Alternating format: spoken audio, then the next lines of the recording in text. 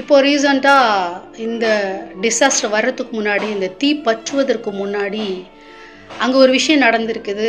அங்கே இருக்கிற சினிமா நட்சத்திரங்களுக்கெல்லாம் ஒரு அவார்ட் ஃபங்க்ஷன் நடந்திருக்குது. அப்பொழுது அந்த கேம்பேரிங் பண்ணுற ஒரு லேடி பேசுகிறாங்க. கலிஃபோர்னியாவில் லாஸ் ஏஞ்சல்ஸில் தேவனுக்கு இடமில்லை, அவர் வெளியே இருக்கட்டும். த கிரியேட்டர் அப்படின்ற வார்த்தையை அவங்க உபயோகிச்சிருக்காங்க. எந்த கடவுளுடைய பெயரையாவது சொன்னால் கூட பரவாயில்லைங்க. But the one and only creator is our God. அதற்கு நிறைய ஆதாரங்கள் பைபிளில் வசனம் இருக்குது. அவர் வானங்களை அஸ்திவாரப்படுத்தினார், பூமியை நிலைப்படுத்தினார்.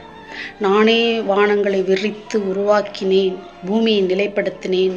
நானே இரட்சகர், என்னை இல்லாமல் வேறொரு இல்லை, என்னுடைய கைக்கு தப்புவிக்கிறவன் யார் என்று சொல்லி தேவன் தன்னுடைய மகத்துவத்தையும் வல்லமையும் பற்றி, தன்னுடைய ஆளுமையும் பற்றி அதிகாரத்தோடு பேசியிருக்கிற வார்த்தைகள்.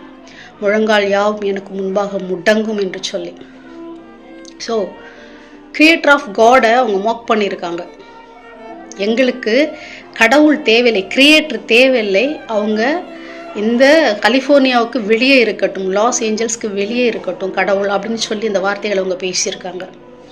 தேவனுக்கு பயப்படுகிற பயம் இல்லாத ஒரு இடம் அது. அநேக நாட்கள் இது நடந்திருக்கிறது. அந்த இடத்துல அநேக முறை அந்த பீப்புள் காடை முக் பண்ணி இருக்கிறாங்க. நன்மையானவைகளுக்கு எப்படி ஒரு முடிவு உண்டு, அது மாதிரி தீமைகளுக்கும் ஒரு முடிவு உண்டு. பாவம் பூரணமாகும் போது அது மரணத்தை பிறப்பிக்கும். அப்போ தான் தண்டனை வரும். பாவத்தின் சம்பளம் மரணம் தான்.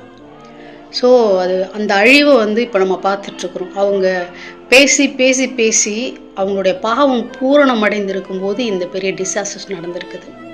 நம்ம அப்பா கடவுள் தான், தேவன் தான் நம்முடைய தகப்பன். ஆனால் பாருங்களேன், மிகப்பெரிய பதவியில் இருக்கிற அரசியல்வாதிகளோ நாட்டை ஆளுகிற